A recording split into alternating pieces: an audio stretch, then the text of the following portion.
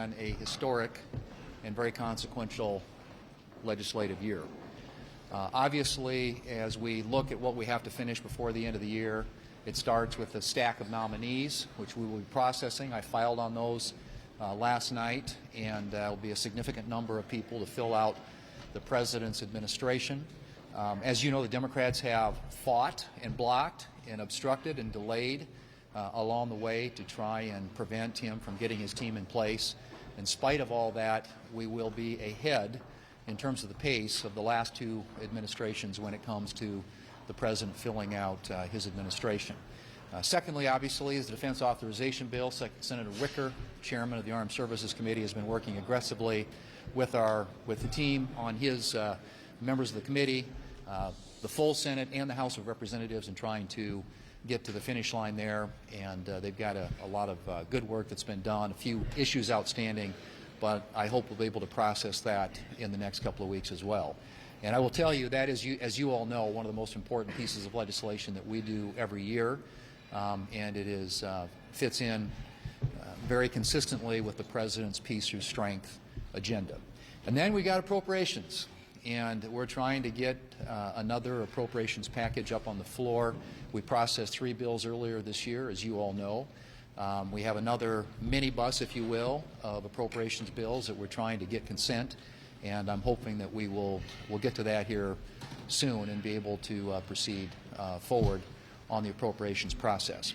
But it has been a very busy and consequential year.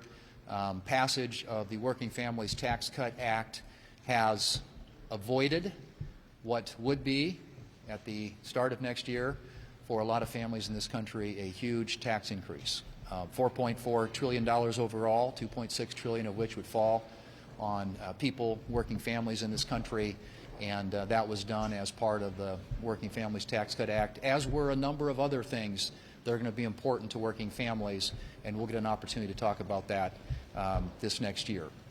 And I guess I would just say finally that as we proceed, we are going to continue to keep our foot on the gas. This Republican majority is committed to working on an agenda in partnership with the President Trump and the administration and his team that will make America stronger, safer, and more prosperous. And so we're going to continue pushing forward. And I'm going to now yield to Senator Capito and would just say, on behalf of our entire Republican conference, express our sympathies to her and Senator Justice and to their constituents in the state of West Virginia on the horrific events of last weekend, and of course the family of Sarah Beckstrom and also of Andrew Wolf, the 2 National Guard members from West Virginia whose families we continue to pray for today. Senator Capito. Thank you.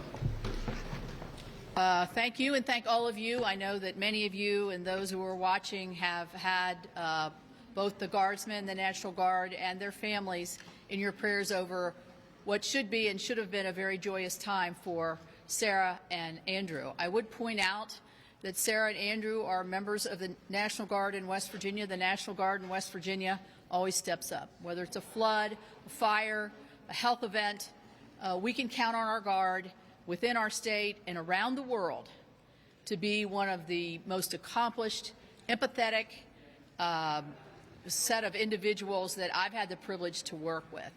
So let's talk about Sarah. Sarah was 20 years old. Sarah's from a little town called Webster Springs in West Virginia. If you've ever gone skiing in West Virginia, it's very close to there. She's known by all her neighbors. She's known by the school she went to, which is grades 7 through 12 in Webster Spring High School, so you can imagine everybody knows her. Sarah volunteered to work on Thanksgiving so that others who had families could go home to their families. She's been in the Guard for several years. She was a bright sunshine ray of life, not just for her, but for her fellow Guardsmen and also her family. So please keep her family in her prayers as Sarah lost her life on Thanksgiving Day. Now we're going to talk about Andrew Wolf. Andrew Wolf is 24 years old.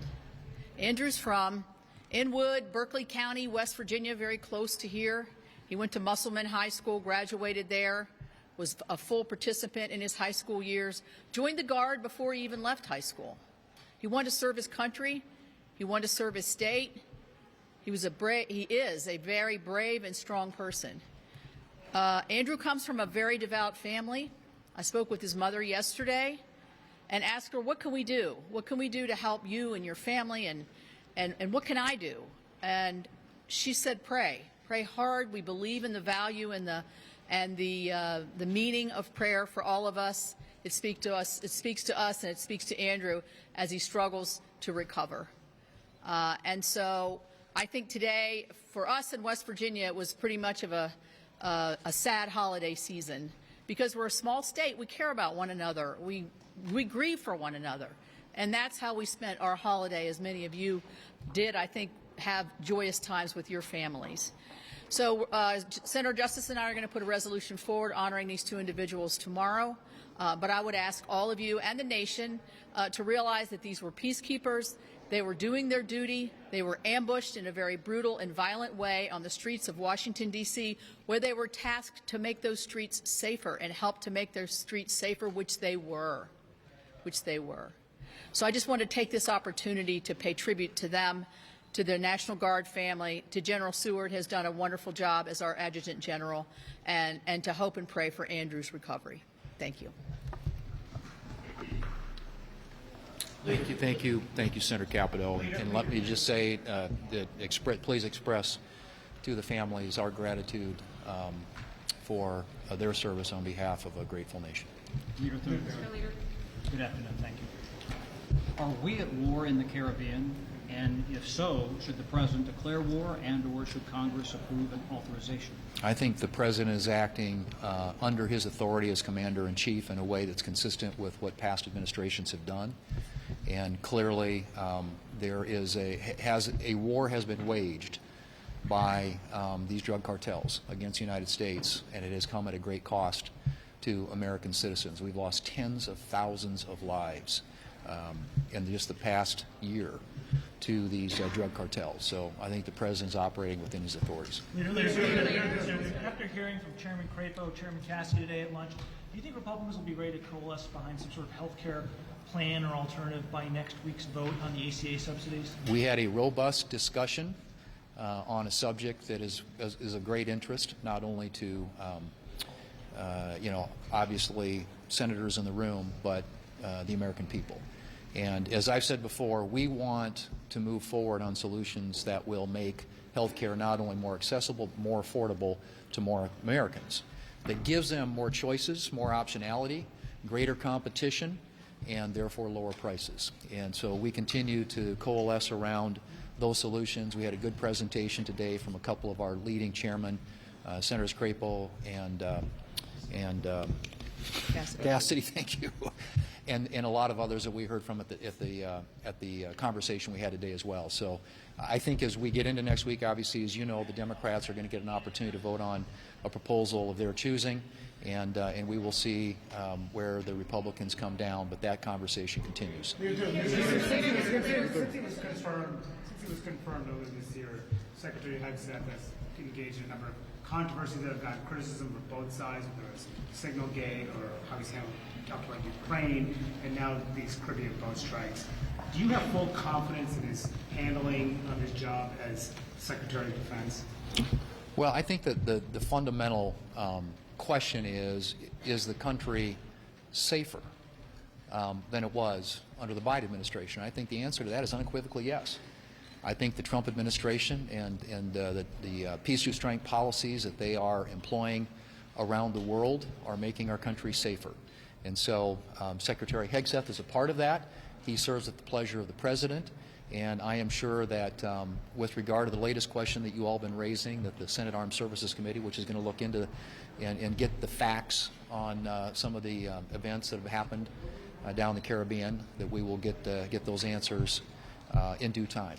But I have every confidence that the policies that this administration is employing when it comes to keeping people in this country safe and ensuring that our policy is one of peace through strength, that those policies are being adhered to and followed. Is it your goal to hold a vote on the Republican health care plan by the end of this year? We'll see. Again, I think a lot of this will depend a little bit on what the Democrats decide they want to do. I mean, we've got some members, as you know, who want to work with them in a constructive way on something that could be a bipartisan solution, but that hasn't landed yet. So we'll see. As I said, the conversations continue. I don't think at this point we have a clear path forward. I don't think the Democrats have a clear path forward, and they're the ones that are going to have to put together their plan to get voted on next week. But we'll see what our colleagues decide collectively that we want to do, and we're continuing to hear them out. Thank you all.